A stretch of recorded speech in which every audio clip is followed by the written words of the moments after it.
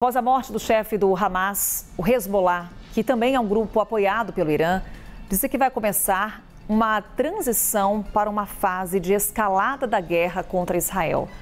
São as repercussões do assassinato de Sinwar na faixa de Gaza. Priscila Asbeck vai trazer para a gente os detalhes ao vivo, nossa correspondente. Oi, Pri, bom dia.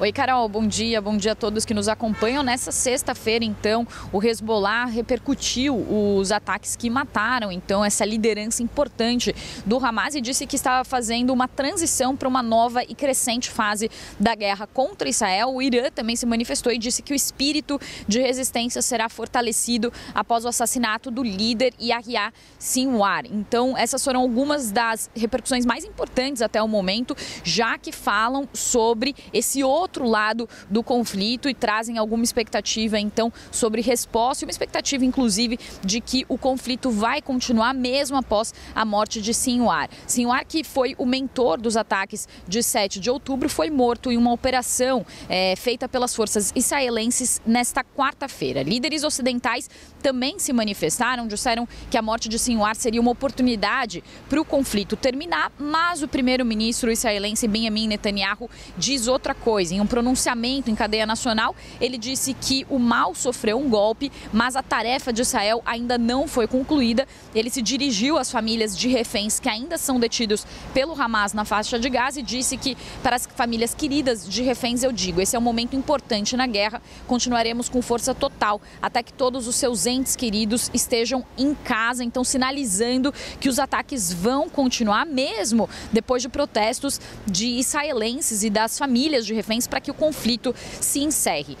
Falando sobre esse ataque, Carol, Sinwar assumiu o posto de líder do Hamas depois da morte de Ismail Haniyeh, que é aquele líder que foi morto em Teherã em julho, e muitas pessoas, muitos especialistas de guerra, as forças israelenses, achavam que ele estava escondido nos túneis que foram construídos pelo Hamas no subsolo de Gaza. Mas essa operação foi uma surpresa, então foi uma patrulha de rotina feita pelas forças israelenses. Nessa patrulha de rotina, eles começaram a trocar tiros com militantes do Hamas e depois que essa troca de tiros se intensificou, esses soldados israelenses perceberam que ali poderia abrigar, aquele lugar poderia abrigar, então, alguma liderança importante do Hamas. Depois que eles fizeram essa troca de tiros e depois que a poeira baixou, depois desses ataques, eles entraram nesse prédio e dentro desse prédio eles encontraram, então, Sinwar, inclusive vídeos que foram divulgados pelas forças israelenses mostram um homem ferido sentado numa cadeira que seria Sinwar. O Hamas ainda não se manifestou para confirmar a morte desse líder, mas as forças israelenses dizem que usaram registros odontológicos, também impressões digitais e bateram o DNA de Sinwar para confirmar que era ele, de fato, esse homem que foi morto. Também fontes do Hamas conversaram com agências de notícias, tanto com a Reuters, também com o The New York Times, para dizer que, de fato, a morte desse líder, o líder que foi morto, seria Sinwar. Apesar dessas esperanças de que a morte dessa liderança poderia gerar alguma negociação para cessar fogo e também dos esforços dos Estados Unidos, como eu disse, tanto o Hezbollah quanto o Irã falam sobre uma continuação da guerra, inclusive uma continuação crescente, e os Estados Unidos, a despeito disso, falaram que vão tentar retomar negociações. Então, o porta-voz do Departamento de Estado americano, que é o equivalente ao Ministério de Relações Exteriores, disse que Sinwar era o principal obstáculo para acabar com a guerra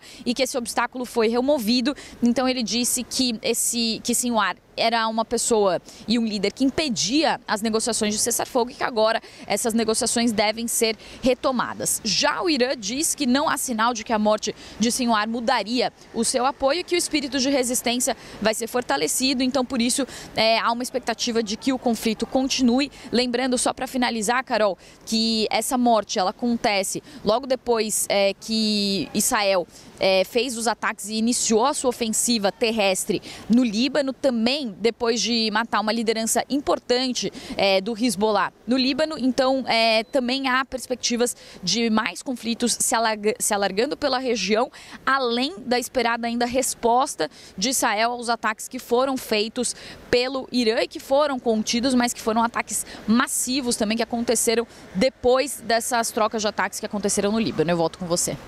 Obrigada, Priscila Asbeck, com o destaque internacional. Daqui a pouco a Priscila volta com mais informações para a gente.